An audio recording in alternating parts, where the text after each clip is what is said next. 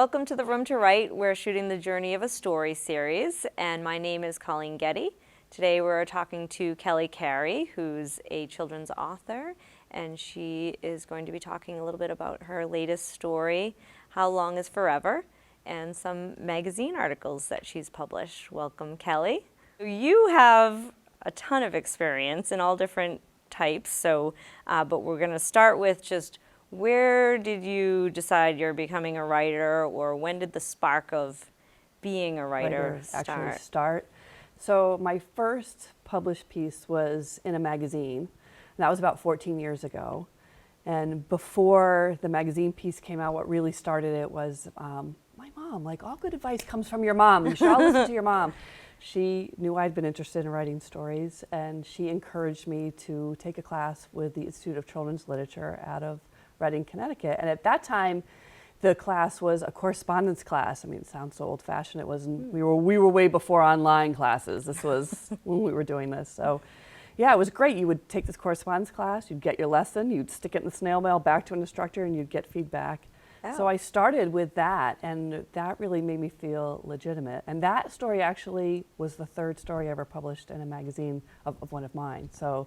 Wow. So that initial spark there was there. So that's what all started it. And magazines were a great place to start because you don't need an agent to get placed in a magazine. And so many of the magazines, you can go online and they'll post their themes for the month.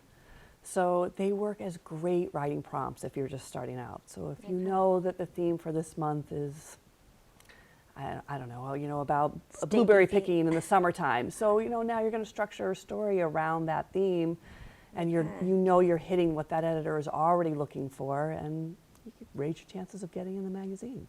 Okay, so there's a million things you just said that are awesome. So first of all, you took a course in that, and the story you wrote there, you published it right off the bat, or what? Oh How my does God, that work? you'll never publish a story right off the bat. So Okay, so that's what it felt like. If that's what you think the writing journey is like, no. So kind of slow that process down and maybe walk us through. And how long ago was that? You said 14 years ago? So yeah, 2019, I don't even know. It was 14 years ago. Where are we now? So, and that's when you decided you liked writing, or you liked it long before that? I think I always liked writing, and I think I thought it was because I really stunk at math. So so I'll do writing because this number stuff is just not for me. And then I actually did a couple of months ago, we were digging through my mom's attic, and I found an award that I won from the Knights of Columbus in 7th grade. I got second prize in an essay writing contest. So I think it was always there, but I think like most people, sometimes you don't recognize the thing that you're good at and the thing that makes you a little bit different, and maybe it's a special talent because you just kind of assume, well, if it's coming easy to me, this must come easy to everybody. So I don't think that I really recognized it. I did, I'll admit my crazy little thing, I did as a teenager, not even as a teenager, middle school, we all had stuffed animals, and we gave them little personalities, and we chatted with them. Well, I didn't just do that. I actually wrote like backstories. Awesome. And I typed them out on like the typewriter that you had to stick the paper through, and I wrote like, who they were and what their personalities were like and who they got along with and what they were afraid of. So I think I was creating characters even then. Yeah. Went to college, was thinking I had to be like a big businesswoman. Like, I watched way too much Dynasty TV and wanted to be like Alexis Carrington with power suits and big earrings, and so I kind of took that track. I took shoulder pads. I actually am wearing shoulder pads. Don't tell anyone. So I took that route, business route. I took one creative writing class in college, thinking maybe I have this in me. And the fellow students in that class were coming to this class with these phenomenally angsty stories and these heartbreaking backgrounds they were pulling from drama or tragedy that they had had in their own childhood. And I had this great childhood and happy home and happy family and great parents and family and friends. So I'm thinking, okay, I don't have a story to offer because I don't have tragedy in my background, and I didn't suffer anything great. And so I kind of walked away from it, this whole idea of writing, and I just decided, not for me. And I had to interrupt you there because you were going for business, and the last person I interviewed we were talking about how important writing is, Yes. even in the business world. Yes. And so it's just interesting that, I don't know if you want to make that connection and then carry on your journey of writing, but I how important it was in your business background to have Oh, writing definitely. skills. I think in terms of just writing a business letter to a potential client or marketing or preparing a presentation, being able to kind of tell a story with the thought process of anything you're doing in business is a way to connect with people. And absolutely writing is the way that you can do that. And I'm happy that I spent so much time in the business world before I found writing, because if you want your writing out there and you want people to be able to read it, well, that's the business side of writing. Right. So it's good that if you have a business background and you understand what it's like to work kind of in an industry or in a corporation and getting along with different parts and people, and I've got to wait for the art department and I'm working with a marketing department and I need to interact with librarians and schools if I want to go and visit, and Right. so all of that is the business of writing. So there's really two tracks. There's this wonderful creative track and just explore your writing, and great, do that, but then there's that business track, and you really Yeah, you and need you to marry seem the to- two. yeah, you and I think definitely you have to marry the two. So Wow. Okay, so you went to business school. You took a So creative writing course. I was thinking more about business, took the creative writing class, decided I don't have it. This is not for me. And then I had kids, and then you start reading books to your kids, and you start reading them, and you fall in love with them again. You remember why you liked books again, and then you start thinking, I think I could write these. So took that class, that correspondence class, and just kept going from there. And it did not happen overnight. You really have to work on it. Had to keep writing. Like I said, it was that first story I worked on was actually the third story that got published. So that means I worked on it, I wrote it, revised it, worked on brand new other manuscripts, and then it was one of those other manuscripts that first got me in the door at Clubhouse Junior. So Okay, and so say somebody's saying at home, I want to try that. I want to write a story for a magazine, a children's magazine. Specifically, you're talking about Clubhouse Junior. So I right did Clubhouse Junior, highlights. There's Cricket, Ladybug. There's so many out there that you could kind of tap into. now. Okay. So and- usually, if you just Google the name of the magazine, so Clubhouse Junior and themes or submissions, a lot of them will come up with a page just for authors, tell you how to submit to them, but a lot of those pages will include their theme list. So I would really pay attention to those, even if it's just as a writing exercise. Look at their themes and be like, all right, I'm gonna try to structure a story around this theme. Okay. And then you think about word count. So you're thinking That's like, what I was going to ask. Yep. What's so that? and kind of like the 500 to 800 word count range is what they're looking for. 500 to 800? Yeah, Okay. and I think magazines kind of an easier place to start. Picture books kind of can be in that 500 to 800 range too, but it's just a different style of writing. And I think kind of the more natural way that we tell stories is in that magazine format. Because in the magazine, you are really painting the picture. There's not going to be 32 pictures in a magazine. There's maybe going to be 3 or 4 at the most. So you, as the author, really get to show and tell a lot more in the story than you do in a picture book where you have to kind of reel it back more. Right. So you kind of can be a little more free and just letting the words fly. Right. So I like that. Magazines also tend to be, I hate to use the word didactic, but they tend to want to teach a little bit of a moral or a lesson, or so it's not just kind of a more ethereal story that picture books tend to put out there. Okay. So I think that, especially if you're getting started because you're a parent and you're reading a lot to your kids and you're kind of in that parent mindset, you're kind of naturally in that teach a lesson mindset. So Right. I think that this medium lends itself to kind of where your headspace will be if that's where you're starting. So go Okay. for it. And so was that sort of, did you fall into writing for a magazine, or was that like when you wrote that first story, you knew you wanted to write for children and you said, I'm going to try and get this in a magazine, or did you think you were writing a book first? So I thought I was writing a book first. Definitely the Institute of Children's Literature, my teacher there was giving me hints about magazines and think about a magazine. I thought it was a book. I know now it definitely wasn't. I know now I have manuscripts that I tried to sell as books, and I know that they're magazine articles, so I've placed them in magazines. It's definitely different. And if you really want to get a really good sense for the difference between a picture book manuscript and a magazine article, Harold Underdown has a great website with a purple crayon, and he has an article in there that really kind of goes through the differences between, he's taught workshops on it too, the differences between writing a picture book and writing for a magazine. And you think, oh, it's 500 to 700 words, it's the same thing, they can translate. It's totally different, different. So I liked that I cut my teeth in the magazine and figured it out then, and then kind of moved on to the harder.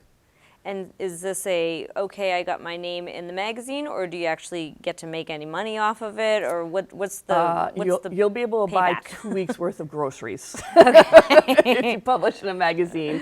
For me, it was really, I think when I started off writing, I was originally thinking, I just want something that like generations will read, like my children will read it to their children. I had this thing, and then the more time and energy you put into it, you start to think, okay, no, I want readers. I really want readers. Right. So I like the idea that Clubhouse Junior is going to send this out to their subscription base, and all those kids are going to have an opportunity to read it. So it really started off there. It's not about making money. Not lucrative. It's not lucrative, no. But I do think it gave me a sense of how to work with an editor, and that was the first time I got revision notes. Okay. So maybe walk us through that process, because is that similar? I mean, you Yes. have those two processes to sort of compare now. You're publishing a children's book, and you've published magazines. What's the process for that, editing and publishing, and is it much faster with the magazines? And so much faster with the magazine. And I think at the time that the editors are picking up your magazine story to now really work on it, so they buy it, and then they might wait 3 or 4 months until they work on it, and then it's another 3 or 4 months before it's in the magazine. But they're really only probably working on it for like the month or 2 before they are going out to the print with it. Whereas with my picture book, I signed the contract for my picture book 2 years ago. So it'll be 2 years before it comes out. So it is a much longer process. And I think Karen Boss at Charles Bridge, who is my editor, she and I went back and forth with the revision notes probably over 6 months.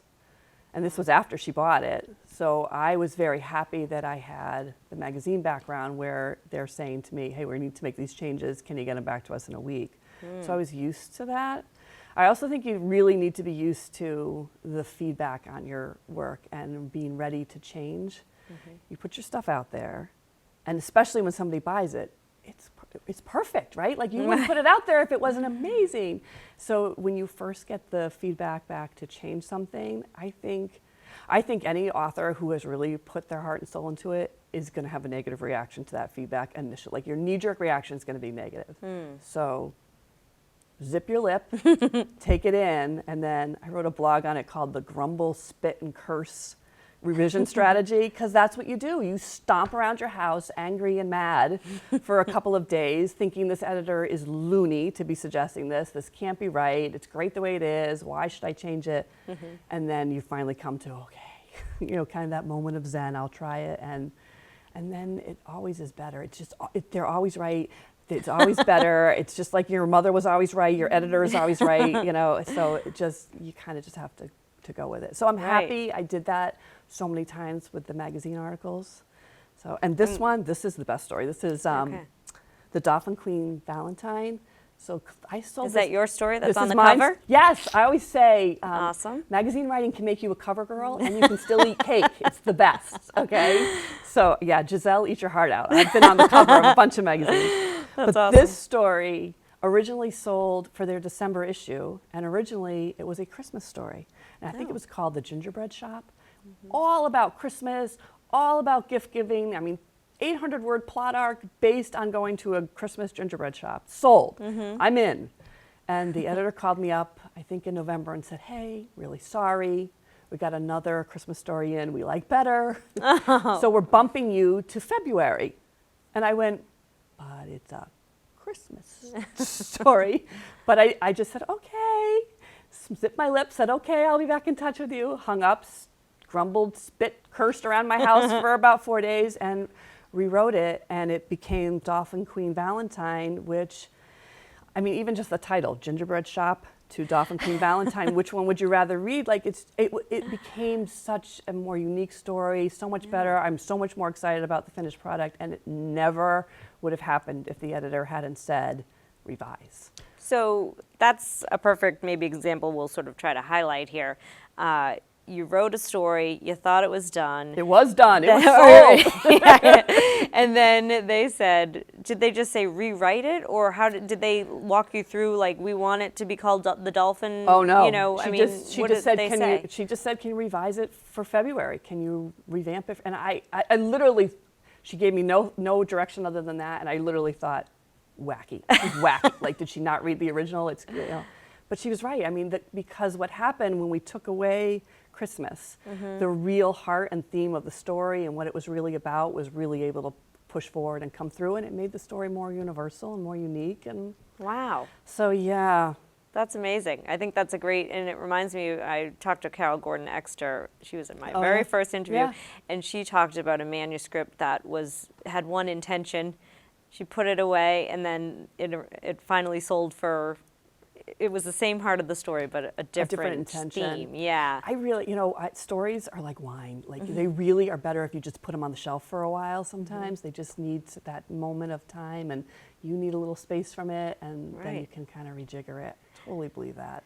All right, so now we're going to go from magazine articles, and so how do you make that leap from writing articles to writing a book? Did you think you were writing a magazine article and it ended up as a book, or how did that whole... This one, I was definitely looking for the book. I took lots of classes, lots of workshops. There's great workshops through the Society of Children's Book Writers and Illustrators, which is SCBWI, and I don't know what it is about this industry, but we love our acronyms, and when you can actually say them fast, you know you've made it. So SCBWI, and they have great workshops everywhere that you can take, and so I took those. I took workshops at the Writer's Loft, which I really kind of credit the Writer's Loft for my debut break in picture books, because I took a class there from Karen Boss at Charles Bridge, who now is my editor. And I really think if you have an opportunity to take workshops and classes from agents and editors, and you have that chance to really get to meet them, to hear them teaching you how they want you to write directly from them, so powerful. I also think it made a big difference that I got to kind of know Karen. Like she teaches you a 10-week class, you're getting to know her personality, and you're chatting about things outside of just books. So you get a sense for, okay, I think I know what she likes, I think I know what she's looking for. And I also think it's a big deal for an editor to put your book up. They're putting their name behind your project. They have to go in front of an acquisitions board. Their boss is there, their coworkers are there. I mean, they are really putting themselves on the line for you. So I have to believe that it helped Karen that she could say, all right, this was someone I met. I've seen her in person. I know she's crazy, but not too crazy. Like, I think I can work with her. She's functioning crazy. Yeah, I'm functioning crazy. Like we all are. Like, I think it gave her a sense that, okay, I know who Kelly is. I know I can work with her. So I think that helps. So sorry, I got to interrupt to ask. A lot of writers they get an agent first, and then that's how they get an editor. And it sounds like, did you just skip that agent process? So you and can go straight to the editor? Yeah, I mean, I got to go straight to the editor. I think workshops will do that for you. You go to conferences, you go to workshops, editors will say, because you've attended, you can send me a manuscript. So it's a little window into that that you can climb through, and I climbed through it. So do that. So that worked great. There are plenty of publishers out there that will let you submit them directly. It is way harder. I would much rather have an agent. I'm looking for an agent. Okay, so you don't have one yet, but you're hoping. Okay. So I mean, if you want to keep going in this industry, which I definitely want to do, I want to be able to focus on the writing and not all this. There's so much business that you have to do. So if I had an agent helping me with that, I know. But if I had an agent that was helping me do that, man, I mean, and I could really dig into those manuscripts that need my attention, I would rather be spending my time doing that. So, and they're gatekeepers too. I mean, there are definitely publishers out there that I can't get to unless I have an agent. So it happens. So it was nice that I got to skip it. Or you got your editor. I got to Karen. This was the second one of my stories that Karen took to the acquisitions board. Wow. So, it is a long process. So Karen got excited about another one of my manuscripts. She took it to the acquisitions board. She actually came back to me and said, which it never happens, can you put in more illustration notes, which I'm almost afraid putting that out there because we really don't want to do that. But it was kind of a meta book and it really needed them. So she said, oh, we really want to see your vision for the book. So I did a lot of work with Karen when we wrote it, and it still died at the acquisitions board. I saw her after it had died, and I was walking in a parking lot at the writer's loft, and she happened to be driving by. She literally jumped out of a car and came and gave me a hug. Like I thought she was going to cry. Like when you sounds like a great editor to have. She is, and I think so many of them are, and I think that's when you realize they are putting their heart and soul into your work. I mean, you as an author or illustrator know how much creative energy you're putting into it. I'm telling you, these editors are putting just as much, and she cared as much about my manuscript at that point as I did. So she's like, we'll keep sending me stuff. We'll get a project done. I'm kind of happy that How Long Is Forever is the project that sold. I think it's got a lot of my heart in it, and it has the first one that she took was kind of more whimsical, funny, humorous. This one has kind of more weight to it while still being a fun book. I really hope that it'll be a traditional book that parents and grandparents will. So let's talk about the storyline for that. So was this one of those you put in the drawer and it came back, or how did the idea for How Long Is Forever come to you? And did you end up with, did it change from Christmas to Valentine's? Or, did you end up where you thought you would, or did it really sort of transition? So always came out as a picture book. I always intended it to be a picture book. It really started from this kernel of an idea when I was in high school. I was driving in a car and a song that I loved came on the radio. And What song? Do you remember? Yes. I'll tell you the story, then I'll tell you the song. Because if I tell you the song first, the story's not going to make sense. So I squealed, oh, this is the best song ever. You have to turn it up. And my friend's father, who was driving, was like, this is the best song ever. Like, he totally was disgusted and scoffed at me. And that stuck with me, that as a teenager, I thought it was the best song ever. And as an adult, so much older than me, he was like, no, it's not. I liked this idea that this intergenerational perspectives could be so vastly different. So that stuck with me and became the kernel. All right, now I'll tell you. So, and the song, and my friend's father was totally right, was Thomas Dolby's You Blinded Me with Science. Oh, that's a great song. But it's not the best song ever. So, in my story, in How Long Is Forever, Mason is waiting for his grandmother to finish cooking the first blueberry pie of the season. And he whines that it is taking forever. And his grandfather, who has this perspective of age, says, that's not forever. And he makes Mason prove that he knows the meaning of forever, because if you think baking a blueberry pie is forever, you don't know what you're talking about.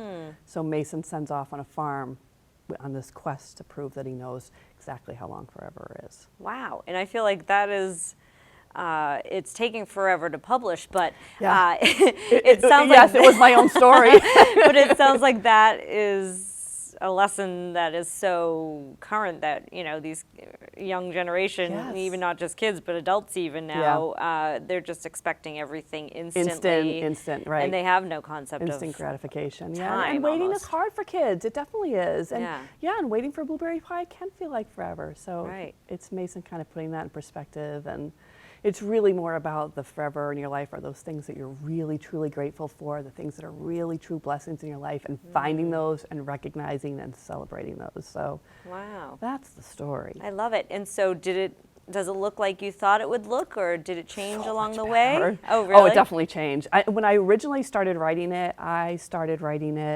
that Mason and his grandfather were waiting for his parents to come home with a new sibling. And that's where I started. And two things moved me off that track. One was I started really looking at what else was out in the market. And Patricia McLaughlin's wrote All the Places to Love. It's just a beautiful, breathtaking book. I absolutely love it. And it is a little boy waiting for a sibling to be born, and he's talking about taking the sibling to all these beautiful places around a farm that he'll love and he'll want to share with a sibling. So I kind of thought, there's a great one out there. I don't want to compete with Patricia McLaughlin, so let's not do that. And then I'm working with perspective and kids, and I think that this space where you appreciate the birth of a child is a really adult feeling. And well, yeah, kids get excited about new siblings coming in and it's a rite of passage and all. It's like, new sibling. It's more the forever starts when they get home. Yes. Oh my God, I have a nephew. Baby's taking forever to go back to where they came from. I have a nephew, his parents brought the new sister home and checked it out the first day, checked it out the second day. Like the third or fourth day, he wakes up in his pajamas and comes scuffing out and he looks in the kitchen and he goes, Bobby girl still here? He was like, isn't she gone yet? Yeah. So I just think that's not that experience for kids, but waiting for a blueberry pie, that's way more at kid level. Kids can relate to that. So, and it was better. It was the better story arc.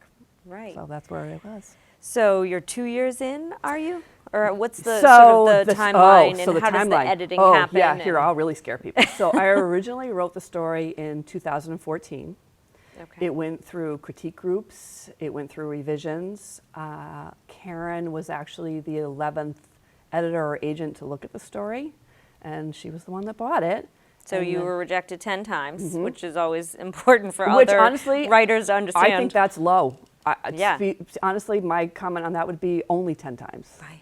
I mean, you really want to, I tell people and I tell myself that it's hard, the rejection's hard, but I would wait till you get 20 or 25 before you do a serious deep revision on a manuscript.